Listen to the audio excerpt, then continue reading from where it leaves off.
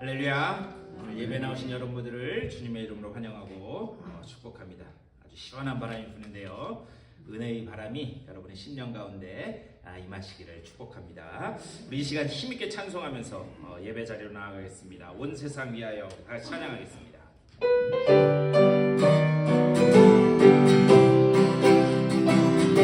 온 세상 위하여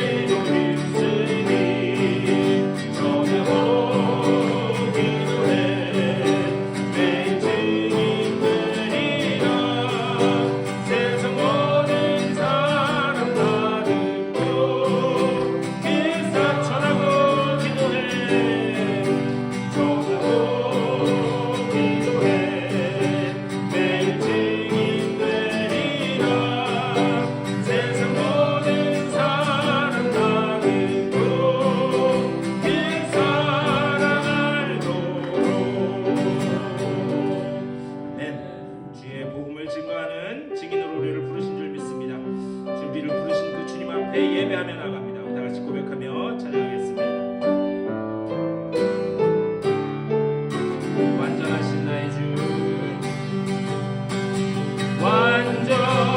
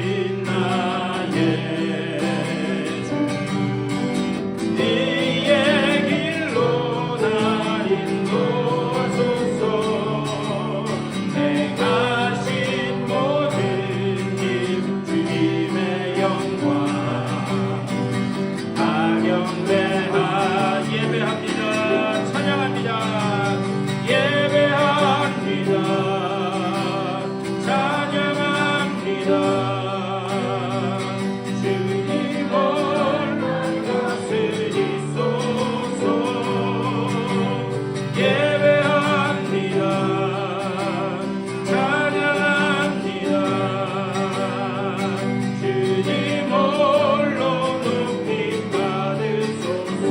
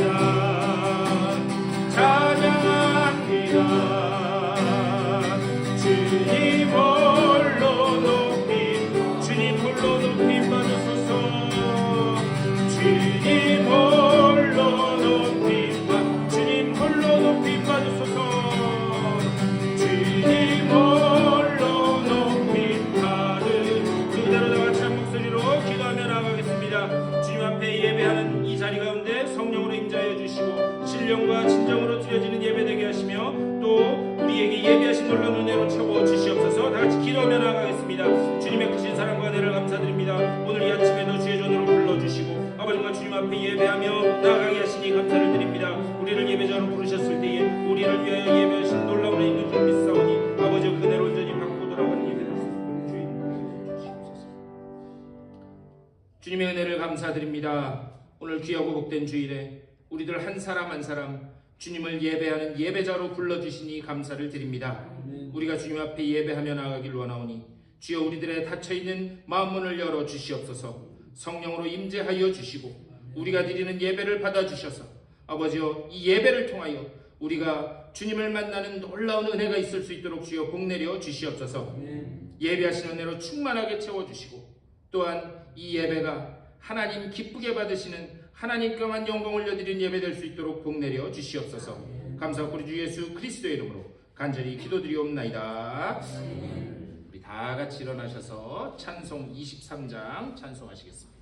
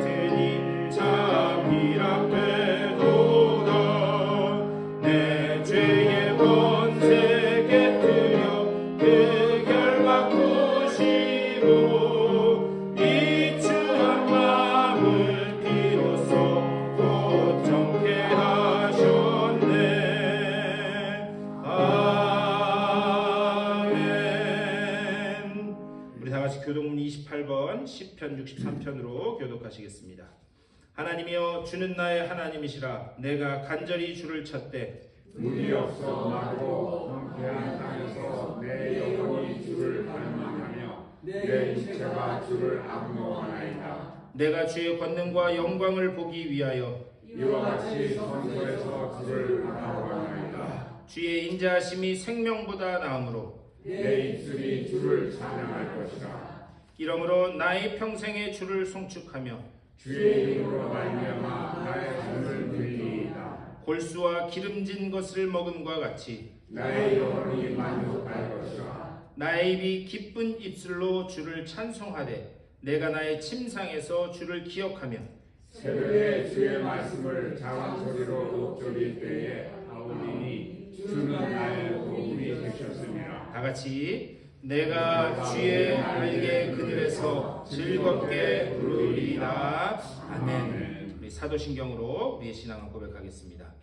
전능하사 천지를 만드신 하나님 아버지를 내가 믿사오며 그 외아들 우리 주 예수 그리스도를 믿사오니 이는 성령으로 잉태하사 동정녀 마리아에게 나으시고 본디오 빌라도에게 고난을 받으사 십자가에 못 박혀 죽으시고 장사한 지 사흘 만에 죽은 자 가운데서 다시 살아나시며 하늘에 오르사 전능하신 하나님 우편에 앉아 계시다가 저리로서 산자와 죽은 자를 심판하러 오시리라.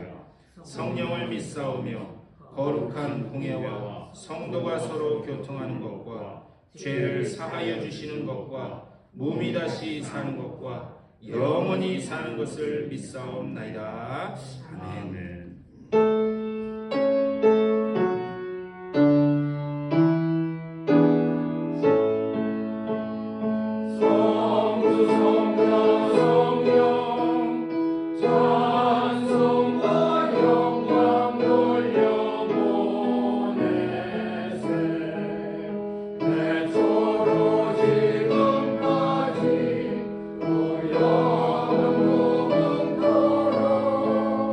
So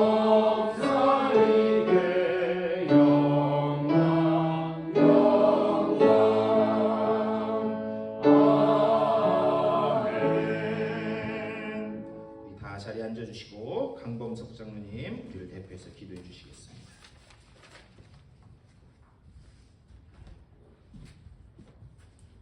온 천하 만물로부터 찬양을 받으시기에 합당하신 주님, 이제 이 시간 우리들의 부족함을 깨닫고 십자가를 바라보는 시간입니다. 주님, 저희들은 예수 그리스도를 믿음으로 구원을 받았습니다. 그러나 우리들의 몸은 결국 병들어 아프다가 없어질 존재들입니다. 주님, 저희들은 또한 건강 문제나 재정이 흔들리면 무너질 수밖에 없는 존재들입니다. 이제 이 시간 우리들의 부족함을 깨닫고 십자가를 붙들고 다시 일어나는 시간이 되어 부활의 능력을 맛보는 시간이 되게 역사하여 주시옵소서. 그리하여 말로만 충성했던 지난 날들을 뒤돌아보게 하여 주시옵소서.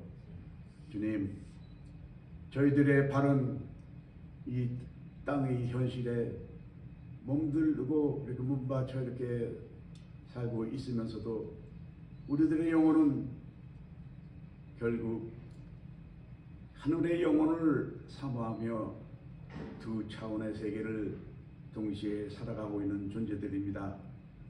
주님, 저희들이 죽은 이후에 우리들의 영혼을 구해줄 대상을 만났기에 지금 이제 이 시간 여기에 와 있는 것이 아니겠습니까?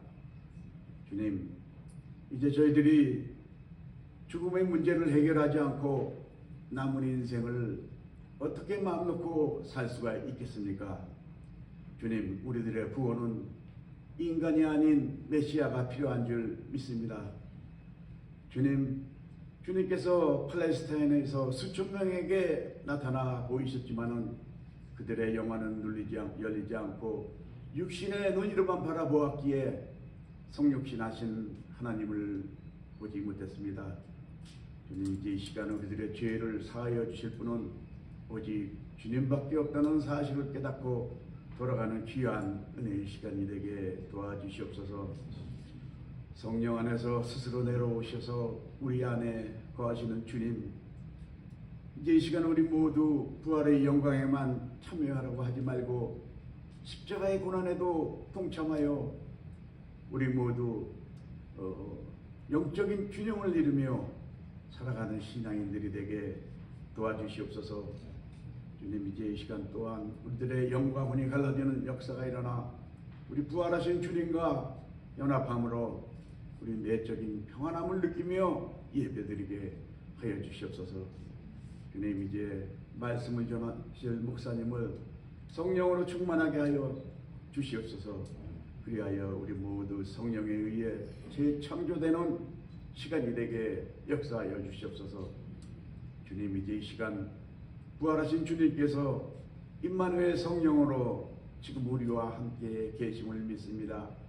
부활하신 주님을 성령으로 만나는 시간이 되게 역사하여 주시옵소서. 예수 그리스도 이름으로 기도드렸사옵나이다. 아멘.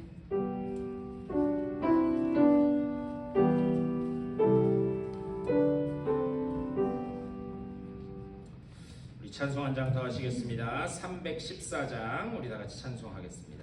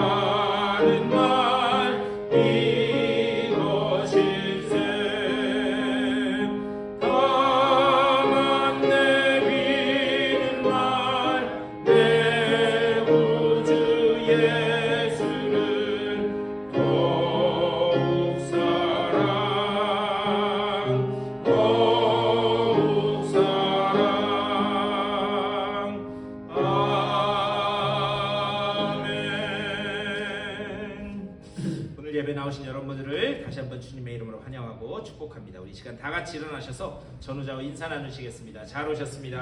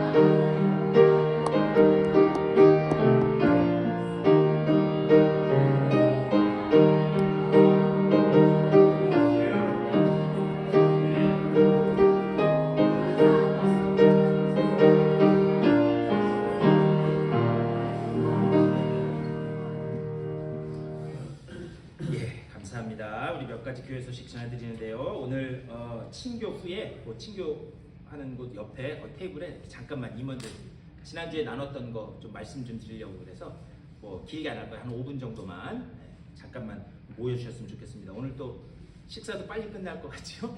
네, 오늘 막 요리해서 먹는 게 아니라 그러니까 잠깐만 모여주시면 되겠습니다.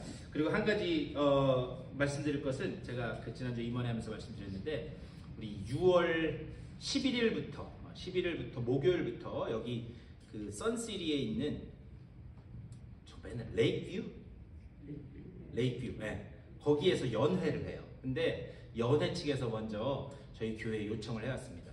우리 연회에서 새벽기도 하는 교회는 우리 교회밖에 없는데 여러분 자랑스럽게 생각하셔야 돼요. 네.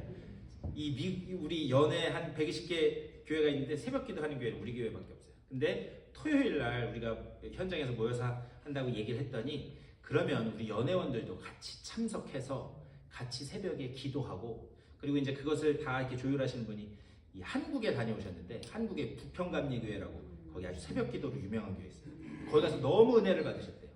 그래서 막 우리가 기도하고 하는 이런 모습을 연회원한테 좀 한번 보여줄 필요가 있어요.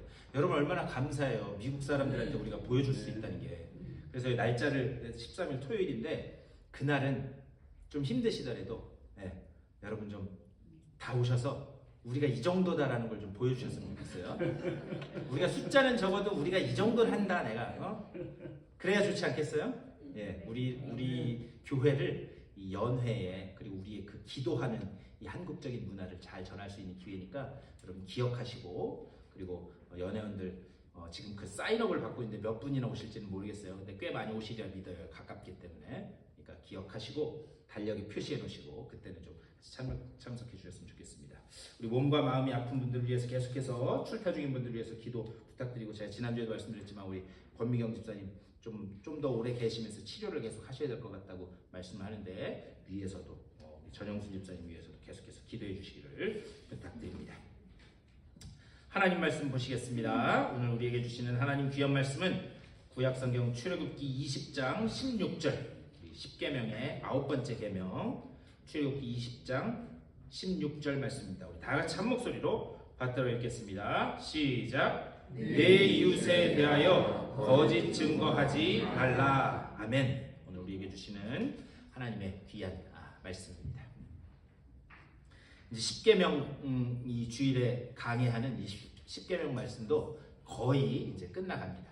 다음 주에 내 이웃의 것을 탐내지 말라 10번째 계명만 하고 나면 한 2달에 걸친 10계명에 대한 이 말씀을 우리가 마칠 수 있을 것 같습니다. 그래서 다음 주에는 시험을 볼 거예요. 제가 말씀드렸어요. 네, 시험 볼 겁니다. 그러니까는 잘 못 외우시는 분들은 꼭 외워서 오셔야 돼요. 네. 근데 중요한 것은 무엇인가? 제가 10계명 이 말씀을 시작하면서 계속해서 강조해서 드리는 말씀이 있습니다. 이거는 구약의 그 출애굽한 이스라엘 백성에게 준 어떤 율법이 아니다 제가 말씀드렸어요. 이것은 무엇인가? 하나님이 우리를 향한 하나님의 자기 선언이면서 자기 고백이다 이렇게 말씀드렸어요. 특별히 레위기 말씀에 보면 내가 거룩하니 너희도 거룩하라. 그 말씀은 무슨 의미인가? 나는 너희를 그렇게 너희만 바라보고 너희를 사랑하니 너도 나만 바라봐야 된다. 그 말씀이 내가 거룩하니 너희도 거룩하라 라고 하는 그런 말씀인 줄 믿습니다. 이 놀라운 하나님의 절절한 우리를 향한 그 사랑 고백, 이 사랑이 온전히 믿어지고 깨달아지셔서 이 사랑에 온전히 붙들리는 여러분의 삶 다 되시기를 주님의 이름으로 간절히 축원합니다. 이제 오늘은 9번째 계명을 나누도록 하겠습니다. 내 이웃에 대하여 거짓 증거하지 말라. 제가 예전에 한국에 있을 때 그 한국에 있는 목회 상담 연구소라는 데가 있어요. 거기에서 한 그 설문 그 연구 결과를 제가 한번 본 적이 있었는데, 한국 사람들이 많이 하는 거짓말하고 그리고 특별히 그 중에서 기독교인인 사람들이 많이 하는 거짓말이 뭔가 그것을 쫙 리스트로 조사한 그런 결과가 있었어요. 여러분 한번 보셨으면 좋겠어요. 사람들이 제일 많이 하는 거짓말 중에 하나가 뭐냐면 지금 가고 있어. 지금 가고 있어. 아직 출발도 안 했으면서 지금 가고 있어. 네. 아직 머리도 안 빗어놓고서. 근데 이것과 연결해서 그 다음 많이 하는 거짓말이 뭐냐? 다 왔어. 다 왔어. 웃으시는 거는 이제 보니까는 뭐 찔리시는 게 있나 봐요. 아직 도착하려면 10분도 더 남았는데 다 왔어. 다 왔어. 다 왔어. 네. 그 다음 거짓말이 뭐가 있느냐? 나 이미 약속이 있어. 나 선약이 있어. 네. 그것도 아예 만나기 싫다라는 말이래. 네. 저도 가끔가다 그렇게 말씀드리는 경우가 있는데 저 진짜 선약이 있어서 그러는 거예요. 우리 목사님 거짓말 하시네. 그렇게 생각하시면 안 돼요. 네. 그 다음 많이 하는 거짓말이 뭐냐? 괜찮아. 신경 안 써. 네. 특별히 자기와 관계된 어떤 이야기를 들을 때 괜찮아. 신경 안 써. 그 얘기는 신경 쓴다는 말이에요? 안 쓴다는 말이에요? 네. 신경 쓴다는 말이에요. 그것도 많이 한다는 거예요. 그 다음에 요즘에 이 핸드폰, 셀폰, 이 스마트폰이 많이 퍼지면서 많이 하는 게 메시지를 못 봤어. 네, 그 거짓말도 많이 한대요. 메시지를 못 봤어. 그리고 또 그 다음에 많이 하는 게 주로 여자분들이 많이 하신다는데 진짜 잘 어울려요. 네, 진짜 잘 어울려요. 어쩜 그렇게 스카프하고 블라우스하고 치마가 그렇게 잘 어울려요? 잘 어울린다는 말이에요? 아니라는 말이에요? 네, 그건 알아서 판단하시기 바랍니다. 예, 이런 거짓말 많이 한대요. 자, 그렇다면 교회에서 하는 대표적인 거짓말이 뭐가 있느냐? 제일 첫 번째가 뭐냐? 기도할게요. 여러분, 기도할게요 했으면 바로 하셔야 됩니다. 믿으십니까? 네, 기도할게요 했으면 그 자리에 잠깐 서서라도, 그리고 운전을 하면서라도 여러분 뭐 다른 걸 하시면서라도 기도하셔야 돼요. 네, 그게 제일 첫 번째래요. 두 번째가 뭐냐? 다 하나님 뜻이죠. 네, 다 하나님 뜻이죠. 그런데 이건 뭐냐? 어떤 일이나 상황이 내 뜻대로 안 풀려졌을 때 그냥 푸념스럽게 하는 말이 다 하나님 뜻이죠. 이런 말이라는 거예요. 또 어떤 거짓말이 있느냐? 기도했는데 안 되더라고요. 네. 기도했는데 안 되더라고요. 기도했다는 말일까요? 안 했다는 말일까요? 네, 그것도 한번 잘 생각해 봐야 돼요. 자, 또 어떤 분들은 너무 주관적인 신앙을 가지고 있어서 하나님이 저한테 그렇게 말씀하셨어요. 근데 객관적인 기준이 없어요. 네, 하나님 저한테 그렇게 말씀하셨어요. 자, 그 다음에 많이 하는 거짓말이 뭐냐? 주일날 예배 끝나고 많이 한대요. 목사님 은혜 받았습니다. 네, 목사님 은혜 받았습니다. 아니, 이거는 그 사람들이, 대답한 사람들이 직접 한 거예요. 네, 그런 거짓말 많이 한다고요. 자, 여러분들은 이 중에서 어떤 거짓말을 자주 무의식 중에, 그러니까 의식하지 못하고 하는 것 같으세요? 자, 오늘 본문인 9번째 계명, 이 9번째 계명에는 그 앞에 중요한 조건이, 중요한 단서가 붙어 있습니다. 그게 뭐냐? 내 이웃에 대하여 라고 하는 조건이 붙어 있어요. 내 이웃에 대하여. 다시 말하면 이 계명은 당시 어떤 시대적인 상황을 따라서 공동체를 이루고 있는 그 사람들 속에서 공동체를 보호해야 된다라는 그런 차원에서 하나님께서 주신 그런 계명이다라고 하는 사실을 잊어서는 안 됩니다. 특별히 네 이웃에 대하여, 이 네 이웃에 대하여라고 하는 이 히브리어 표현은 당시에 법정에서 사용하던 용어였어요. 법정에서. 그러니까 그만큼 법정에서 사용하는 독특한 단어를 쓰고 있다. 자, 왜 그랬는가? 이 말씀이 기록되던 때에도 여전히 죄악 많은 인생들이 공동체를 이루고 살았기 때문에 그 안에서 여러 가지 문제들이 벌어졌을 거예요. 그러다 보니까 시시비비를 밝혀야 되는 그런 일들이 분명히 벌어졌을 겁니다. 그러면 누가 옳고 누가 그른 건가 이것을 판단하기 위해서 누군가는 그것을 그 재판장이 옳고 그름을 판단을 해줘야 돼요. 그런데 당시에는 지금처럼 무슨 뭐 지문을 채취한다든지 그런 과학적인 그런 기법이 없었기 때문에 가장 그 재판의 결과를 좌우하는 게 뭐였는가? 어떤 증인의 증언이었습니다. 증언. 그래서 그 사람의 증언을 통해서 사람을 살리기도 하고 사람을 죽일 수도 있었다라고 하는 사실이에요. 그래서 신명기 율법에 보면 항상 어떤 사건에 대해서 증인을 부를 때는 반드시 2명을 부르게 되어 있었어요. 왜 그랬는가? 그 증언에 따라서 사람이 살 수도 있고 죽을 수도 있었기 때문입니다. 자, 그런데 그 가장 대표적인 예가 어디냐? 열왕기상 21장에 나와요.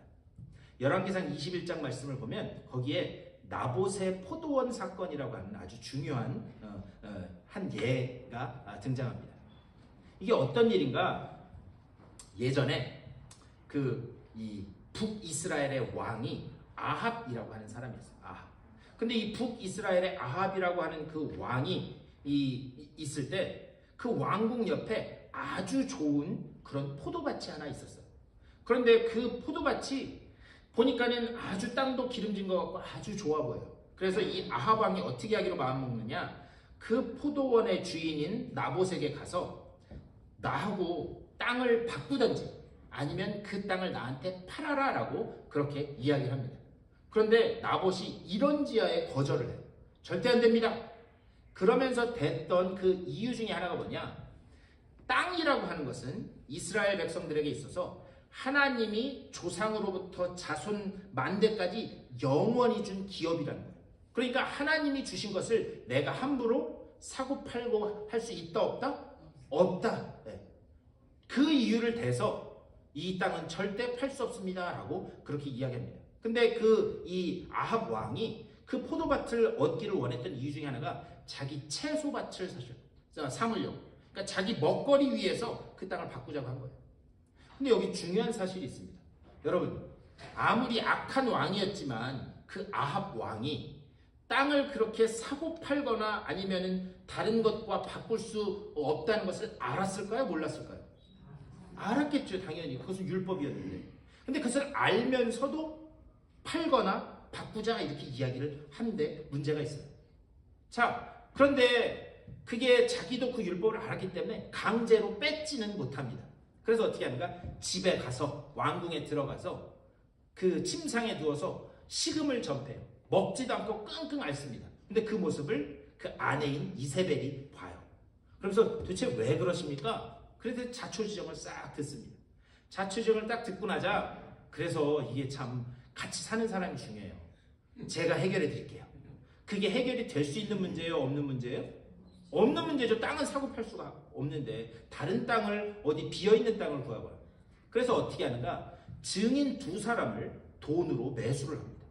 그래서 그 증인 두 사람이 나봇에 대해서 포도원의 주인인 나봇에 대해서 거짓 증언을 하도록 해요. 뭐였는가? 첫 번째는 이 나봇이라고 하는 사람이 왕을 모독했다라고 하는 그런 죄목을 들이대요. 그리고 2번째가 뭐냐? 이 나봇이라고 하는 사람이 하나님을 모독했다라고 하는 2가지 죄명을 씌워서 그래서 나봇이 죽게 됩니다. 이게 아주 구약 성경에 있었던 아주 유명한 그런 사건입니다. 자, 그런데 그 돈을 받고 위증한 사람, 근데 이 위증한 사람을 성경에서는 어떻게 처벌하라고 말씀하고 있는가? 신명기 19장 18절하고 19절 말씀이에요. 우리 한번 다 같이 읽어볼까요? 시작. 재판장은 자세히 조사하여 그 증인이 거짓 증거하여 그 형제를 거짓으로 모함한 것이 판명되면 그가 그의 형제에게 행하려고 꾀한 그대로 그에게 행하여 너희 중에서 악을 제하라. 아멘. 이 무슨 말이냐? 어떤 사람이 거짓 증거, 위증한 사실이 드러나면 원래 그 사람이 위증을 함으로 인해서 어떤 사람에게 뭔가 죄를 뒤집어 씌우려고 했었을 거예요. 그러면 그 죄를 거짓 증거한 사람이 대신 뒤집어 쓰도록, 대부분 그게 다 죽는 일이었습니다. 그러니까 성경에서 거짓 증거한다라고 하는 것은 목숨을 내걸 만큼, 그러니까 그만큼 아주 중한 범죄였다라는 것을 볼 수 있어요. 자, 그렇다면 보통 이런 거짓 증언이 왜 일어나는가? 요한복음 8장 44절 말씀 보면 예수님께서 그렇게 말씀하세요. 마귀는 뭐다? 뭐의 압이다? 거짓의 압이다라고 이야기했어요. 마귀는 거짓의 압이다. 결국 이 거짓 증언, 거짓말의 기원은 어디 있는가? 마귀, 사탄에게 있다라는 것을 말씀하고 있는 거예요. 자, 그렇다면 이런 마귀가, 사탄이 어떻게 거짓 증언을 통해서 사람을 유혹하고 있는가? 창세기 3장 1절, 거기서 이렇게 말씀합니다. 창세기 3장 1절. 그런데 뱀은 여호와 하나님이 지으신 들짐승 중에 가장 간교하니라. 뱀이 여자에게 물어 이르되 하나님이 참으로 너희에게 동산 모든 나무의 열매를 먹지 말라 하시더냐, 이렇게 말씀하고 있어요. 자, 이거 뭐냐면 뱀이 하와를 유혹하기 위해서 지금 하고 있는 얘기가 이 3장 1절 말씀이에요. 그런데 이 뱀의, 이 사탄의 이 질문에 문제가 있어요. 거기 뭐라고 이야기하는가? 하나님이 참으로 너희에게 동산 모든 나무의 열매를 먹지 말라 하시더냐. 여러분, 하나님이 이렇게 말씀하신 적이 있어요, 없어요?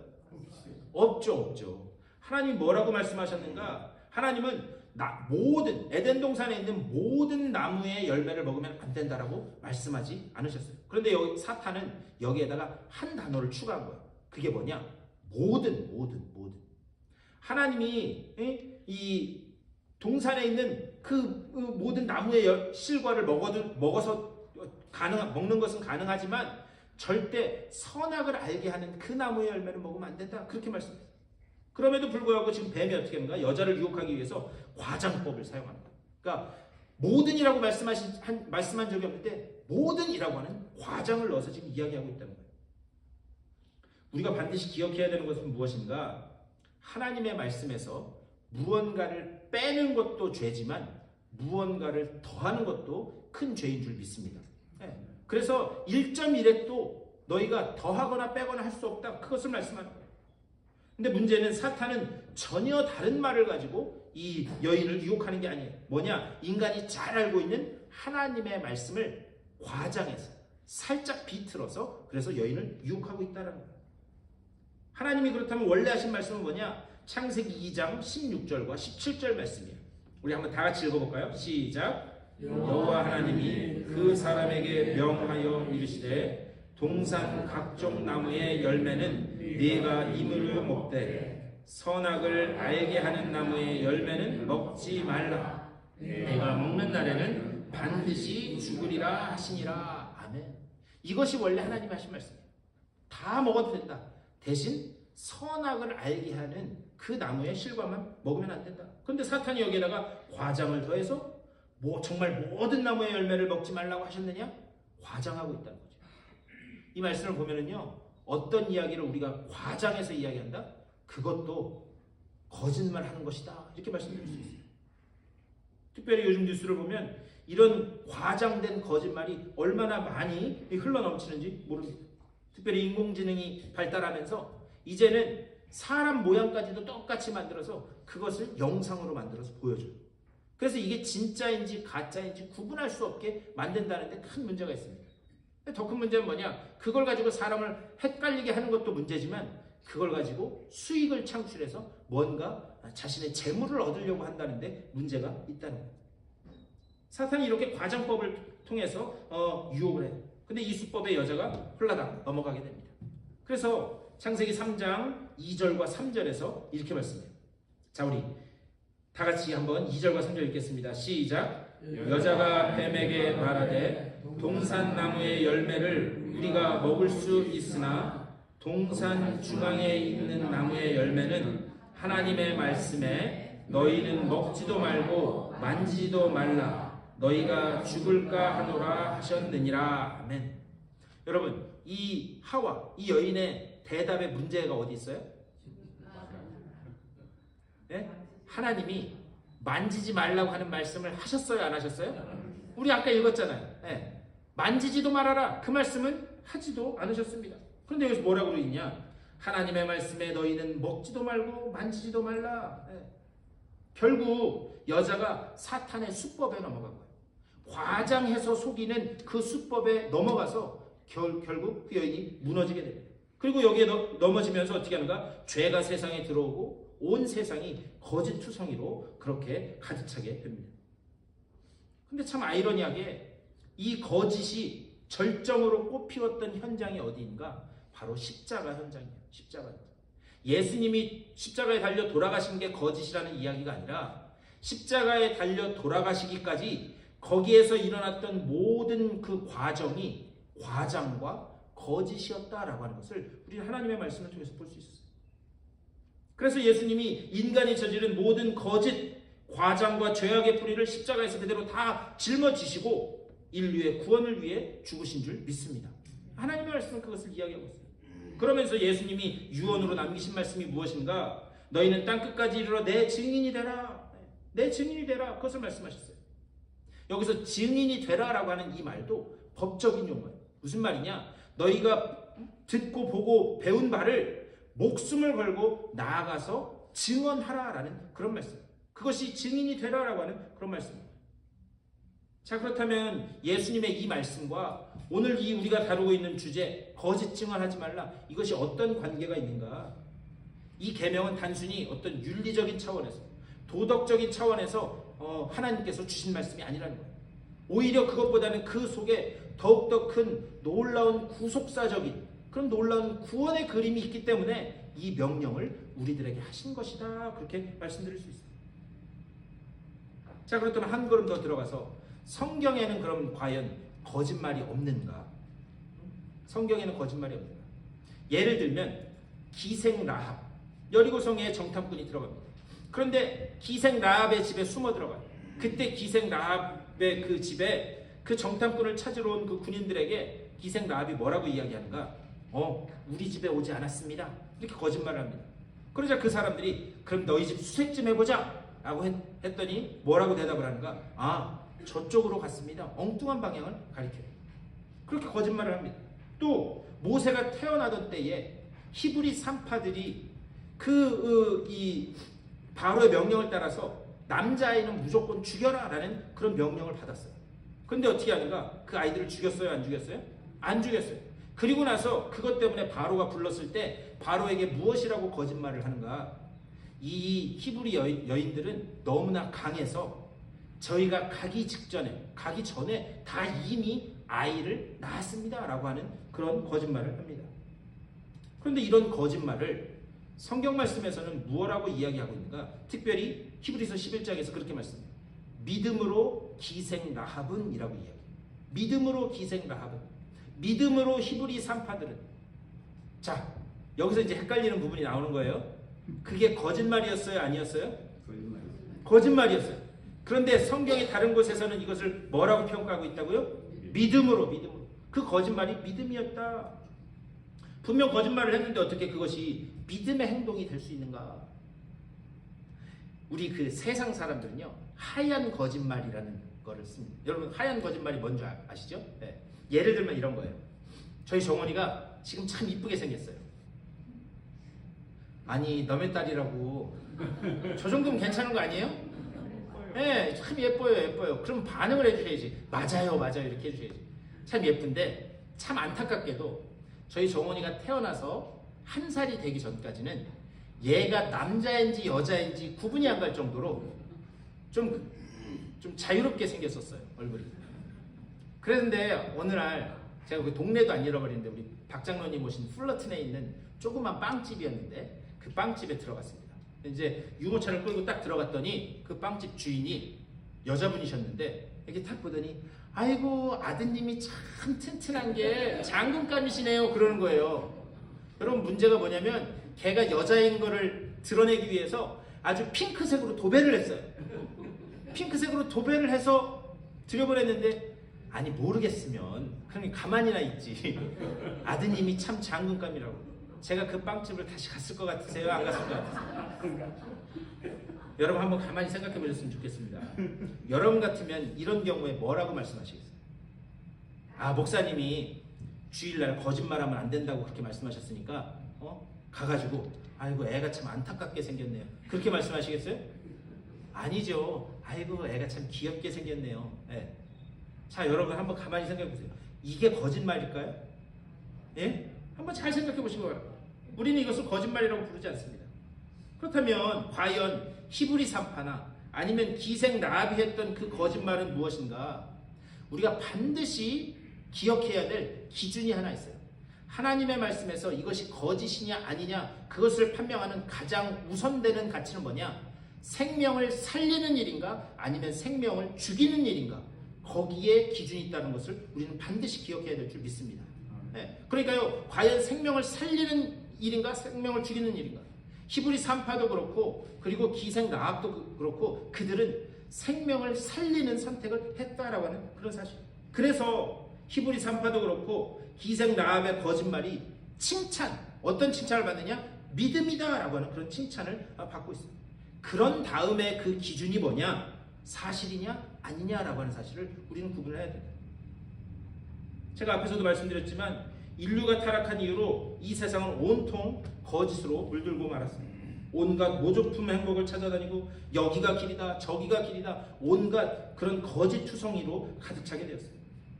그런데 어느 날 놀라운 은혜로 우리에게 참 소망이고 참 길이시고 참 진리이신 그 그리스도께서 찾아오셨습니다. 그리고 십자가 위에 대속의 죽음으로 구원의 놀라운 은혜를 얻게 하셨어요. 그런 다음에 우리에게 말씀하신, 우리에게 명령하신 마지막 유언 같은 부탁이 뭐냐? 땅끝까지 이르러 내 증인이 되라 라는 그런 부탁을 하셨습니다. 근데 중요한 사실은 우리가 이 유언적인 명령을 받았는데 거기에 입 닫고 있는 것, 그것도 거짓 증언이다 말씀드릴 수 있어요. 이것을 어떻게 할 수 있는가? 레위기 5장 1절 말씀에 보면 너희가 어떤 한 사건이나 광경을 목격했을 때 그것을 입 닫고 가만히 있는 것, 그것도 똑같은 거짓의 죄로 처벌하라라고 그렇게 말씀하고 계세요. 우리 주님께서 그 놀라운 십자가 구속의 은혜로 우리를 구원하시고 그리고 우리를 천국 백성 만들어 주셨다면 그 은혜를 내가 입었다면 이제 우리가 해야 될 일은 무엇인가? 나아가서 증인으로 또한 증언하는 자로 서야 될 줄 믿습니다. 그것을 입 닫고 있는 것, 그것도 거짓 증인이에요. 오늘 이 9번째 계명은 단순한 어떤 윤리나 도덕적인 그런 교훈이 아닙니다. 대신에 거짓 증언 때문에 죽임을 당하신 예수 그리스도의 그 십자가 은혜로 우리가 구원받았다. 이것을 다시 한번 생각해 보라라고 하는 그런 명령이에요. 또 우리가 생명을 살리는 일에 부름받았음을 기억하면서 땅끝까지 이르러 내 증인이 되라. 그것을 명령으로 주신 것이 이 9번째 계명인 줄 믿습니다. 오늘 이 계명의 의미를 우리가 생각하면서 또 새롭게 허락된 이 한 주간 여러분의 선택이 생명을 살리는 선택, 또 여러분이 체험한 그 은혜를 세상에 나가 하나님의 그 증인으로 증거함으로 인하여 하나님의 놀라운 그 구속의 은혜를 삶 속에서 맛보실 수 있게 되기를 주님의 이름으로 간절히 축원합니다. 다 같이 기도하겠습니다. 오늘도 하나님의 귀한 말씀을 통하여 우리가 하나님 앞에 어떤 모습으로 서야 될지 다시 한번 생각해 보게 하시니 감사를 드립니다. 참 소망이고 참 진리이신 그 그리스도께서 십자가 위에 대속의 죽음으로 우리를 구원하신 그 놀라운 은혜를 우리가 이미 얻은 줄 믿습니다. 우리에게 마지막에 부탁하신 그 말씀, 땅끝까지 이르러 내 증인이 되라, 그 말씀을 가지고 이제는 세상에 나아가 하나님의 그 놀라운 구원의 은혜를 선포하는 주의 복된 증인들 다 될 수 있도록 인도하여 주시옵소서. 감사하고 우리 주 예수 그리스도의 이름으로 간절히 기도드리옵나이다. 아멘. 우리 다 같이 일어나셔서 준비하신 예물 하나님 앞에 봉헌하겠습니다.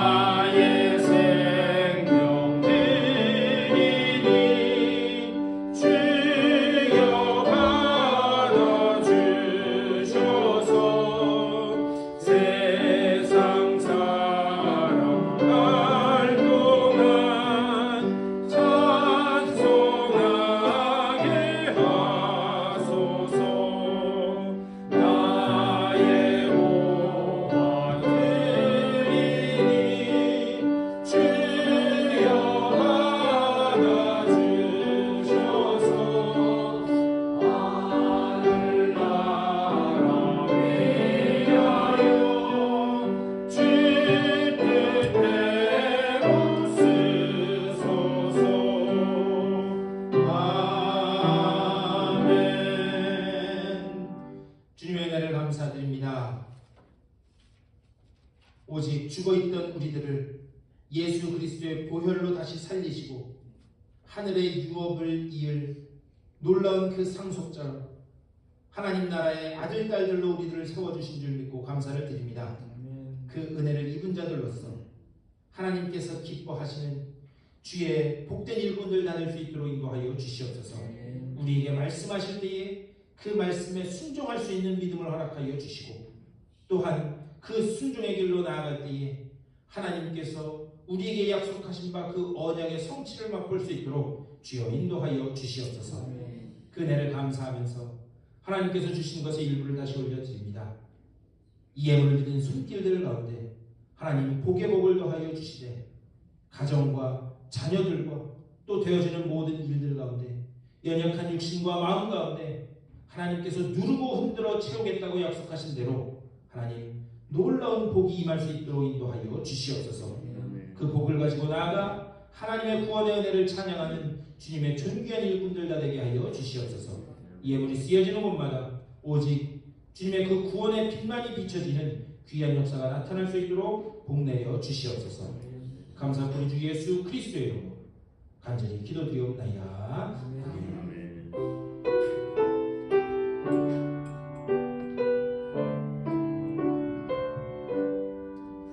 우리 일어서신 채로 302장 힘있게 찬송하시고 축도로 예배 마치겠습니다.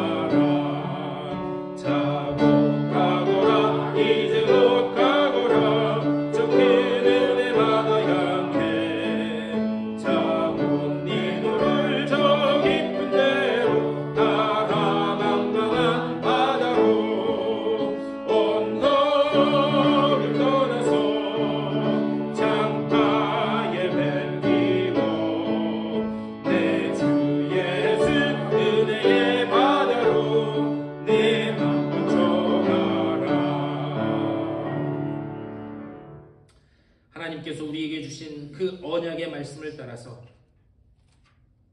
1.1획도 더하지도 말고 빼지도 말라는 그 하나님의 말씀을 따라서 우리가 받은 그 은혜를 가지고 세상에 나가서 전하는 주님의 복된 백성들 다 될 수 있도록 인도하여 주시옵소서.